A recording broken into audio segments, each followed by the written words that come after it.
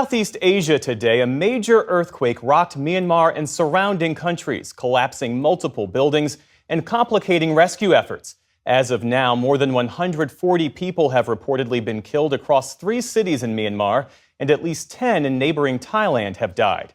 The epicenter of the 7.7 magnitude quake was near Myanmar's second largest city and was followed by a 6.4 magnitude aftershock.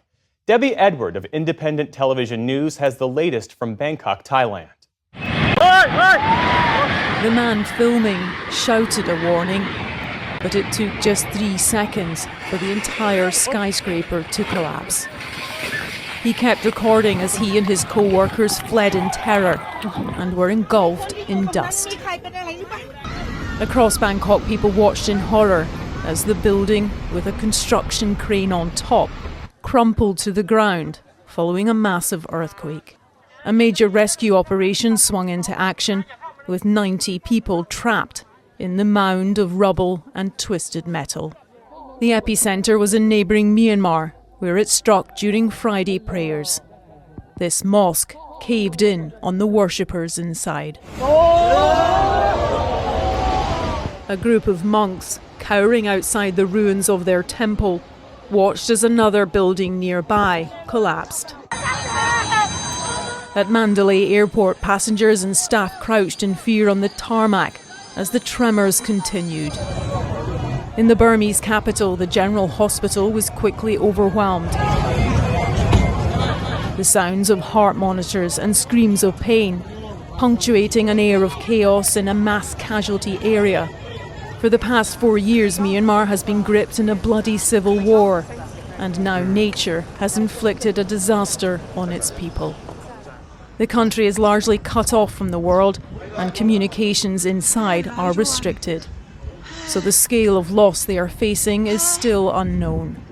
We will know the scale of the damage as we move forward, but we can imagine, as our colleague already said, that the impact will be quite significant. The quake hit at around 1 p.m. local time and was so powerful it reached the Thai capital hundreds of miles away, causing its many high-rise buildings to sway, some rooftop pools producing crashing waves like the ocean, while others created cascading waterfalls. In a city not used to earthquakes, panic took hold and crowds fled for the safety of the outdoors. Hospital patients were evacuated onto a road, while a restaurant became a safe haven for these babies from a neonatal unit. Shocks were felt across the entire region, including southern China, where falling debris had people running for their lives. A state of emergency has been declared in Myanmar and in Thailand, where the Prime Minister visited the scene of the construction site collapse. The specialist teams brought in for this complex search and rescue. Because this city appears hardest hit by the biggest earthquake to strike Myanmar in 100 years. Rescuers have been toiling through the ruins. Today, this woman joined the list of survivors. But elsewhere, the outcome for rescue workers was devastating. After drilling through the rubble at this building in Mandalay, 2 more victims were recovered. The death toll is now above 1,600 and expected to rise. I was on a call with colleagues, and there's a town near Mandalay that hasn't really been featured in the news, and 80% of it's been reported as destroyed by our partners and staff. So this is only just coming out now because of the lack of telecommunications. So I think what we know is that the level of destruction, it's going to grow, and we really don't know the full scale of it yet. The 7.7 magnitude earthquake occurred at 12:50 local time on Friday, the result of the Indian and Eurasian tectonic plates rubbing alongside one another. A second quake struck minutes later with a magnitude of 6.4. The fault line was long and shallow, 200 kilometres in length and a depth of around 6 miles. That meant violent shaking was felt not just near the epicenter, close to Myanmar's second largest city, Mandalay, but down to Naypyidaw too. Those 2 cities are under the control of the junta, which only holds pockets of land since the 2021 military coup. The majority of the nation is now in the hands of the opposition, made up of pro-democracy militias, ethnic armies and local defence forces. With infrastructure crippled in a nation ravaged by a civil war leaving millions displaced, the United Nations said that Myanmar was now facing a polycrisis, essentially a crisis upon a crisis upon a crisis. The junta has invited any country to provide help and donations. Today saw China dispatch teams of rescue workers. Russia did too, sending 120 personnel from Moscow. A cargo plane from India arrived in Yangon, supplying tents, food and medicine. The delivery met by junta officials, the optics of a regime embracing outside help at the same time as continuing the fighting. It was only the day before the earthquake that the junta held a parade to commemorate Armed Forces Day, a show of strength that continued even after the disaster, with the regime launching airstrikes and drone attacks on rebel areas yesterday and today.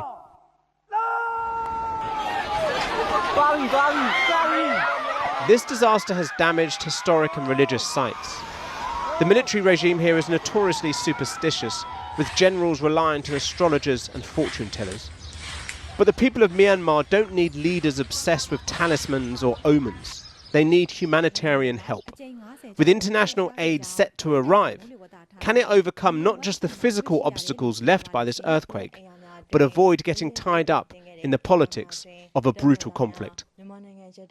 Well, the quake also rocked parts of Thailand, including the capital Bangkok. According to the authorities, 11 people have been found dead, 32 were injured, and more than 80 others are still missing. Many of them had been working near a tower block, which was brought crashing to the ground when the quake struck. Emergency teams have brought in heavy equipment to search under the rubble, with the hunt for survivors now continuing into a second night. The number killed in Myanmar's catastrophic earthquake has passed 1,000, its military government said on Saturday. That's a sharp increase from initial reports of 144 dead, and experts are warning Myanmar's final death toll could be much, much higher. The US Geological Survey's predictive modelling has estimated it could be over 10,000. It also warned that losses could exceed the impoverished Southeast Asian country's annual economic output. Friday's quake collapsed buildings and crippled critical infrastructure in a country already torn apart by a grinding civil war. Plan International's Sumon Tay said the situation in the central city of Mandalay, near the epicenter, was desperate. The building damage was so severe, and people are just, they so shocked. People are just, desperate, devastated. And when I see the damage at the bridges and the roads, it was so huge. I have never seen anything like that in my life before. The quake also killed several people in neighbouring Thailand and brought down an under-construction skyscraper in Bangkok. Foreign rescue workers began flying into Myanmar on Saturday to assist in the search for survivors. That was after a rare call for help on Friday from junta leader General Min Aung Hlaing, who seized power in a 2021 military coup that ousted a civilian government. A Chinese rescue team has arrived in Myanmar's commercial capital Yangon, south of the hardest hit cities, Mandalay, and the country's purpose-built capital, Naypyidaw. Russia, India, Malaysia and Singapore were sending relief supplies and personnel, and South Korea said it would provide an initial $2 million in humanitarian aid. The United States, which has a testy relationship with Myanmar and has sanctioned its officials, has said it would provide some assistance.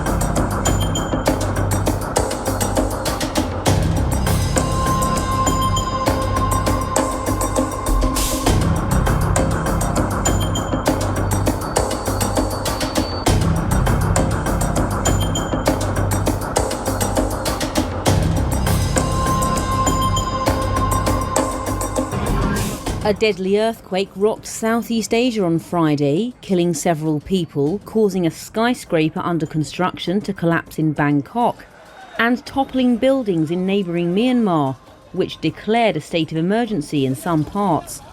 Witnesses said here several people were killed when a mosque partially collapsed, and local media said others died as a hotel caved in. In Thailand, officials said one of at least a few people were killed under the rubble of the partially built skyscraper. They added that dozens of workers were rescued from the building's remains, but many are reportedly still trapped.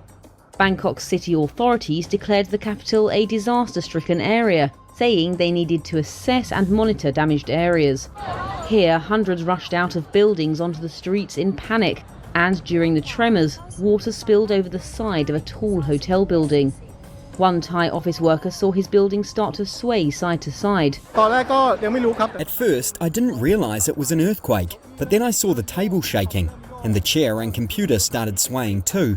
I only knew for sure when I heard the noise of the cracking walls and cracking glass. Part of the ceiling even collapsed. That's when I had to run out.